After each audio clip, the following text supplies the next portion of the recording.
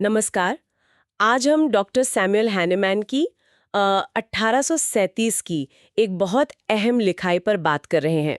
जी हाँ, ये उनकी किताब द क्रॉनिक डिजीज के तीसरे खंड की प्रस्तावना है। बिल्कुल। और इसमें उन्होंने बताया है कि कैसे 1834 के बाद मरीजों को होम्योपैथिक दवाएं देने के उनके तरीकों में बदलाव आए, क्यों आए। सही। हमारे पास इसी प्रस्तावना के कुछ अंश हैं और इनके जरिए हम ये समझेंगे कि हैनेमैन ने खासकर देखिए पुरानी बीमारियों के इलाज में डोज, दवा बनाने का तरीका और दवा देने के तरीके को कैसे और बेहतर किया। हाँ, ये उनके लगातार प्रयोग और अनुभवों का नतीजा लगता है ना। बिल्कुल, ये समझना दिलचस्प है। तो चलिए शुरू करते हैं। पहली बात जो एकदम सामने आती है वो है न्यूनतम खुराक का सिद्धांत।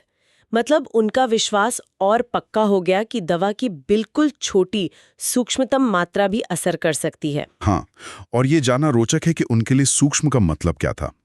जीभ पर रखी एक बहुत ही छोटी गोली, बस उतनी सी। हाँ, या फिर यहाँ तक कि दवा की खुली शीशी को सिर्फ सूंघ लेना, वो भी काफी हो सकता था। अच्छा। ये इस पर निर्भर था कि भाई रोगी कितना संवेदनशील है, उसकी उम्र क्या है, उसका स्वभाव कैसा है, शारीरिक और आप कह सकते हैं आध्यात्मिक विकास कैसा है। और बीमारी कितनी पुरानी है ये भी। बिल्कुल, और बीमारी की प्रकृति, मतलब खुराक पूरी तरह से व्यक्तिगत थी, हर किसी के लिए अलग। तो ये तो खुराक की मात्रा हुई, हम्म, लेकिन उसे मरीज तक पहुंचाने के तरीके, उसमें भी तो बड़े बदलाव आए, खासकर घोल यानी सॉल्यूशंस के रूप में। हाँ, सही कहा।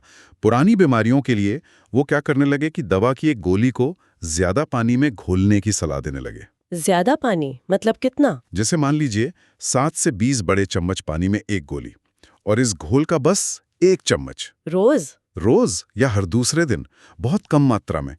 जबकि जो तेज बीमारियां थी एक्यूट वाली, उनमें यही घोल ज्यादा जल्दी जल्दी दिया जा सकता था। अच्छा, जरूरत के हिसाब से। हाँ, जरूरत के मुताबिक हर घंटे से लेके हर 6 घंटे में। और जो कमजोर लोग थे या बच्चे, उनमें और भी कम मात्रा में। और इन घोलों को ठीक रखना, प्रिजर्व करना भी तो जरूरी था। पानी खराब हो सकता है। बिल्कुल जरूरी था, क्योंकि पानी देखिए साफ पानी भी कुछ दिनों में खराब हो सकता है और दवा का असर खत्म। तो उपाय क्या था। इसे रोकने के लिए घोल में बस थोड़ी सी स्पिरिट, मतलब अल्कोहल, या फिर लकड़ी के कोयले का एक छोटा सा टुकड़ा डालने का सुझाव था। बस इतना ही। अच्छा, अब उस सबसे जरूरी बात पर आते हैं जिस पर हैनीमैन ने बहुत जोर दिया, हर खुराक को थोड़ा बदलना, डायनामाइजेशन। हाँ, ये बहुत महत्वपूर्ण है। उन्होंने पाया कि पुरानी बीमारियों में एक ही दवा की एक ही शक्ति वाली खुराक को बिना बदले दोबारा देना वो नुकसान कर सकता है। बिल्कुल, उनका मानना था कि बिना बदलाव के खुराक दोहराने से दो बातें हो सकती हैं। या तो दवा का जो अच्छा असर हो रहा है वो रुक जाएगा, यानी बेअसर हो जाएगी। हाँ, या फिर मरीज में कुछ ऐसे नए लक्षण आ जाएंगे जो असल बीमारी का हिस्सा ही नहीं है, मतलब दवा के अपने लक्षण। तो इससे बचने के लिए क्या करना था। इसीलिए हर अगली खुराक देने से ठीक पहले शीशी को हथेली पर 5 या 6 बार जोर से पटकना या हिलाना, जिसे सकशन कहते हैं, ये अनिवार्य बताया गया। लेकिन ये हर बार हिलाने का क्या मतलब था। क्या इससे सच में दवा बदल जाती थी। देखिए, हैनीमैन के सिद्धांत के अनुसार हाँ, हर बार हिलाने से दवा की शक्ति या आप कहें ऊर्जा में बहुत हल्का सा पर एक महत्वपूर्ण बदलाव आता था। अच्छा, एक सूक्ष्म बदलाव। बिल्कुल, और उनका मानना था कि यही सूक्ष्म अंतर शरीर की जीवन शक्ति यानी वाइटल फोर्स को दवा को बिना किसी विरोध के स्वीकार करने में मदद करता था। और सुधार जारी रहता है। हाँ, लगातार बेहतरी की ओर बढ़ने में मदद करता था। ये दवा के प्रति शरीर की प्रतिक्रिया को एक तरह से ताज़ा रखता था। और मान लीजिए वो घोल खत्म हो गया, तब क्या करते थे। तब आमतौर पर सुझाव ये था कि उसी दवा की थोड़ी कम शक्ति, मतलब लोअर पोटेंसी वाली गोलियों से नया घोल बनाया जाए। जैसे अगर 30वीं शक्ति चल रही थी तो अगली बार शायद 24वीं शक्ति से घोल बनाया जाए। अच्छा, पोटेंसी कम कर दी। हाँ, होम्योपैथी में पोटेंसी नंबर निर्माण प्रक्रिया के चरण दिखाता है। तो कम नंबर मतलब एक तरह से पहले का स्तर, और अगर वही शक्ति जारी रखनी हो तो नए घोल को पिछले वाले से ज्यादा बार हिलाने की सलाह थी, ताकि बदलाव फिर भी हो। बिल्कुल, बदलाव जरूरी था। और अगर कभी दवा का असर बहुत तेज लगे या लक्षण बिगड़ने लगे तब। ऐसी स्थिति में खुराक का अंतराल बढ़ाने की सलाह थी, मतलब एक दिन छोड़कर देना या फिर रोक देना। हाँ, या फिर 1-2 हफ्ते के लिए दवा पूरी तरह बंद कर देना, ताकि शरीर को थोड़ा संभलने का, संतुलन बनाने का समय मिल जाए। दवा देने का एक और तरीका भी तो था, है ना, बाहरी उपयोग। जी हाँ, अंदरूनी दवा के साथ साथ उसी दवा के घोल को शरीर के किसी स्वस्थ हिस्से की त्वचा पर मलना। जैसे कहा? जैसे बाह पर या जांघ पर। इससे पुरानी बीमारियों के इलाज में तेजी आ सकती थी, ऐसा उनका मानना था। और इसमें भी कुछ सावधानी थी? हाँ, हर बार मलने से पहले शीशी को हिलाना तो जरूरी था ही, और अलग-अलग अंगों पर बारी-बारी से मलना होता था। लेकिन यहाँ एक बहुत बहुत अहम चेतावनी भी थी शायद। हाँ, और ये बेहद जरूरी चेतावनी थी।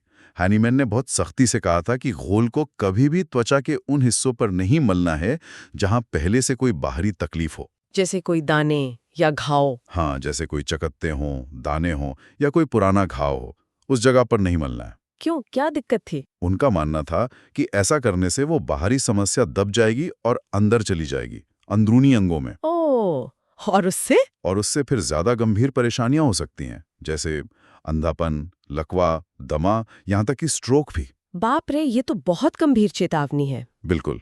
ये दिखाता है कि वो बाहरी लक्षणों और अंदरूनी स्वास्थ्य को कितना जुड़ा हुआ मानते थे। बाहरी लक्षण दबने नहीं चाहिए। बाद में एक और तरीका भी सुझाया गया था दवा देने का, कुछ बूंदों वाला। जी, एक और विधि थी जिसमें दवा की गोलियों को फ्रेंच ब्रांडी और पानी के मिश्रण में घोला जाता था। अच्छा, अल्कोहल मिक्स। हाँ, इस तैयार घोल की बस कुछ बूंदें, मतलब 1 से 3 बूंदें, 1 कप पानी में डालकर हिलाकर रोगी को दी जाती थी। और यहाँ भी हिलाना जरूरी था। हाँ, हर बार बूंदे लेने से पहले जो मूल शीशी थी स्टॉक वाली, उसको 5-6 बार हिलाना यहाँ भी जरूरी था। वही डायनामाइजेशन का सिद्धांत। और जो बहुत ही संवेदनशील मरीज थे, उनके लिए सूंघने का विकल्प भी था। बिल्कुल। जो अत्यंत संवेदनशील या कमजोर मरीज थे, जिन्हें शायद दवा पीना भी मुश्किल लगे, उनके लिए सिर्फ दवा को सूंघना, ऑल्फैक्शन, वो भी एक कारगर तरीका माना गया। और इसमें भी शक्ति बदलनी थी? हाँ, इसमें भी सलाह थी कि हर बार पिछली बार से कम शक्ति वाली दवा सूंघाई जाए। तो अगर हम संक्षेप में देखें तो हैनीमैन लगातार अपनी विधियों को, अपने तरीकों को परिष्कृत कर रहे थे, वो रुके नहीं। सही, न्यूनतम खुराक, घोल का सही तरीके से इस्तेमाल, और सबसे जरूरी, हर खुराक को हिलाकर बदलना, वो डायनामाइजेशन, जो कि अनिवार्य था। और बाहरी प्रयोग के फायदे और उसके गंभीर खतरे, इस पर भी उन्होंने बारीकी से काम किया। बिल्कुल। और सबसे ऊपर यही था कि हर मरीज की जरूरत अलग है, तो इलाज को उसी के अनुसार ढालना है, इंडिविजुअलाइजेशन। हाँ, ये बिल्कुल साफ झलकता है। एकदम सही। और ये हमें सोचने पर भी मजबूर करता है कि हैनीमैन के लिए हर खुराक को थोड़ा सा बदलने की ये प्रक्रिया आखिर इतनी महत्वपूर्ण क्यों थी? हाँ, ये डायनामाइजेशन वाला पहलू काफी गहरा है। बिल्कुल। ये जीवन शक्ति और शरीर की प्रतिक्रियाओं के बारे में उनकी जो समझ थी, उसकी ओर इशारा करता है। इस पर यकीनन और सोचा जा सकता है कि कैसे इतने सूक्ष्म बदलावों से वो इतने बड़े परिणामों की उम्मीद रखते थे। सही कहा, ये सोचने वाली बात है।